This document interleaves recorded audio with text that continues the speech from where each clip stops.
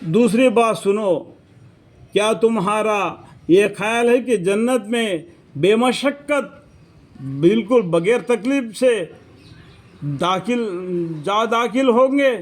حالانکہ تم کو ہنوز ان مسلمان لوگوں کا سا کوئی عجیب واقعہ پیش نہیں آیا جو تم سے پہلے ہو گزرے ہیں۔ ان پر مخالفین کے سبب ایسے تنگی اور سختی واقع ہوئی اور مصائب سے ان کو یہاں تک جانشین ہوئی ہے کہ اس زمانے کے پیغمبر اور جو ان کے ہمراہ اہل ایمان تھے بول اٹھے کہ اللہ تعالیٰ کی امداد یعنی مدد دعوت کب ہوگی۔ اس طریقے سے وہ لوگوں نے مصیبتیں ڈھایا، یعنی آرام سے جنت نہیں ملے گی، اس کے لیے اتنا محنت کیا جو ابھی پڑھ کر سنایا۔ آپ کو پیجی نمبر بھی بتا رہا ہوں، آپ پر دیکھ لو۔ یاد رکھو بے شک اللہ تعالیٰ کی امداد بہت نزدیک ہے۔ لوگ آپ سے پوچھتے ہیں کہ کیا چیزیں خرچہ کیا کرے، آپ فرما دیجئے کہ جو کچھ مال تم کو صرف کرنا ہو سو مال ماں باپ کا حق ہے۔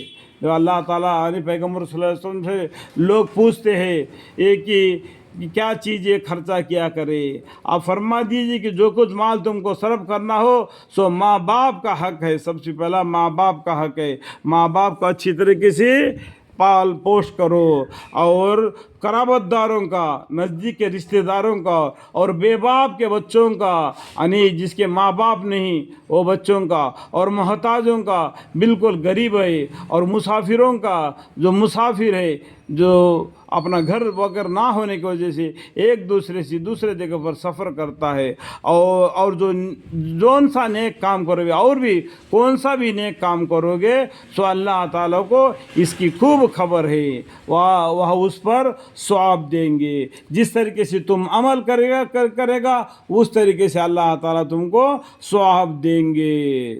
جہاد کرنا تم پر فرض کیا گیا ہے۔ جہاد مطلب جنگ کرنا، جو اسلام کے دشمنوں سے جنگ کرنا، یہ تم پر فرض کر دیا گیا ہے۔ دیکھو فرض کیا ہے؟ ایمان، نماز، روزہ، زکوٰۃ، حج، یہ فرض ہے دنیا۔ لیکن یہ بھی فرض ہے، مان لو جو آدمی دین اسلام کو مٹانے کی کوشش کرتا ہے اور اس کے اوپر جہاد کرنا تم پر فرض کیا گیا ہے۔ سمجھ گیا؟ یہ بھی ایک فرض ہے، جہاد کرنا فرض ہے، اور تم کو طبعاً گران معلوم ہوتا ہے، اور یہ بات ممکن ہے کہ تم کو کسی امر کو گران سمجھو اور وہ تمہارے حق میں خیر ہو، اور یہ بھی ممکن ہے کہ تم کسی امر کو مرغوب سمجھو اور وہ تمہارے حق میں باعث خرابی ہے۔ اللہ تعالیٰ جانتے ہیں اور تم پورا نہیں جانتے۔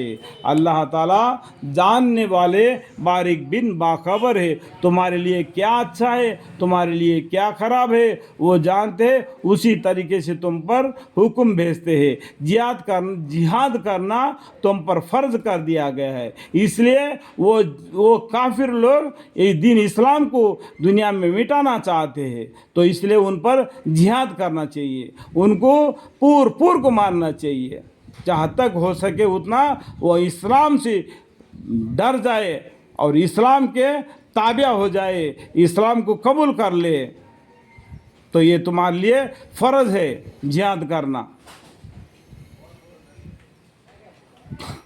لوگ آپ سے شہر حرم میں قتال کرنے کا متعلق سوال کرتے ہیں۔ پیغمبر صلی اللہ علیہ وسلم سے لوگ پوچھتے ہیں، لوگ آپ سے شہر حرم میں یعنی مکہ میں قتال کرنے کے یعنی لڑائی جھگڑا کرنے کے متعلق سوال کرتے ہیں۔ آپ فرما دیجئے اے پیغمبر صلی اللہ علیہ وسلم، آپ فرما دیجئے کہ اس میں خاص طور پر قتال کرنا یعنی آمدن جرم عظیم ہے۔ اللہ تعالیٰ بولتے ہیں پیغمبر صلی اللہ علیہ وسلم کو، اے پیغمبر صلی اللہ علیہ وسلم آپ فرما دیجئے کہ اس میں یعنی مکہ میں مسجد حرم میں خاص طور پر قتال کرنا یعنی آمدن جرم عظیم ہے، اور اللہ تعالیٰ کی راہ سے روک ٹوک کرنا اور اللہ تعالیٰ کے ساتھ کفر کرنا، اور مسجد حرم یعنی کعبہ کے ساتھ، اور جو لوگ مسجد حرم میں اہل تھے ان کو اسے خارج کر دینا جرم عظیم ہے۔ اللہ تعالیٰ کے نزدیک اور کل فتنہ پردرازی کرنا، یعنی اللہ تعالیٰ کے نزدیک اور فتنہ پردرازی کرنا اور قتل خاص سے بدرجہ بڑھ کر ہے۔ فتنہ پردرازی کرنا قتل سے بھی زیادہ گناہ ہے، قتل سے خاص سے بدرجہ بڑھ کر ہے۔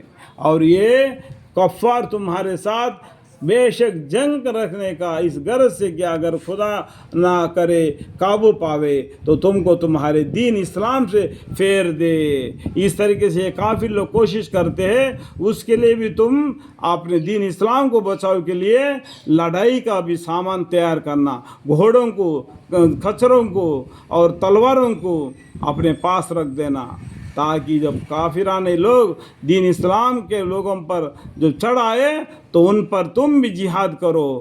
جہاد تم پر فرض کیا گیا ہے۔ یہ کافر لوگ اس غرض سے کہ اگر خدا نہ کرے قابو پائے تو تم کو تمہارے دین اسلام سے پھیر دے۔ ارے الطاف ہو، اور جو شخص تم میں سے اپنے دین سے پھر جاوے، اور تم میں سے جو لوگ دین اسلام سے پھر جاوے پھر کافری ہونے کے حالت میں مر جاوے تو ایسے لوگوں کے انیک اعمال دنیا اور آخرت میں سب غارت ہو جاتے ہیں۔ اللہم اغفر لی، اللہم اغفر لی۔ پھر کافری ہونے کے حالت میں مر جاوے تو ایسے لوگوں کے نیک اعمال دنیا اور آخرت میں سب غارت ہو جاتے ہیں، اور ایسے لوگ دوزخی ہوتے ہیں۔ دوزخ کیسا ہے معلوم ہے؟ آپ مرنے کے بعد کیا ہوگا کتاب پڑھو گے تو آپ کو معلوم ہوگا دوزخ کے بارے میں۔ اگر وہ پڑھنے سے اتنا ڈر لگ جائے گا تو آپ پڑھ کے دیکھو، ٹھیک ہے؟ اور یہ لوگ دوزخ میں ہمیشہ رہیں گے۔ حقیقت میں جو لوگ ایمان لائے ہو، حقیقت میں جو لوگ ایمان لائے اور جن لوگوں نے راہ خدا میں ترک وطن کیا ہو اور جہاد کیا ہو، ایسے لوگ تو رحمت خداوندی کے امیدوار ہوتے ہیں، رحمت خداوندی کے امیدوار ہوتے ہیں، اور اللہ تعالیٰ اس غلطی کو معاف کر دیں گے اور تم پر رحمت کریں گے۔ غلطی کو معاف کر، حقیقت میں جو لوگ ایمان لائے ہو اور جن لوگوں نے راہ خدا میں اللہ کے راستے میں ترک وطن کیا ہو، اپنے وطن سے جدا ہو گئے ہو اور جہاد کیا ہو، اللہ کے راستے میں لڑائی کیا، جنگ کیا ہو، ایسے لوگوں تو رحمت خداوندی کے امیدوار ہوتے ہیں، اللہ کی رحمت سے امیدوار ہوتے ہیں۔ اولئک یرجون رحمت اللہ، اللہ تعالیٰ اس کے غلطی کو، اللہ تعالیٰ اس کی غلطیوں کو معاف کر دیں گے اور تم پر رحمت کریں گے۔ اللہ تعالیٰ کی رحمت سے جنت ملتی ہے۔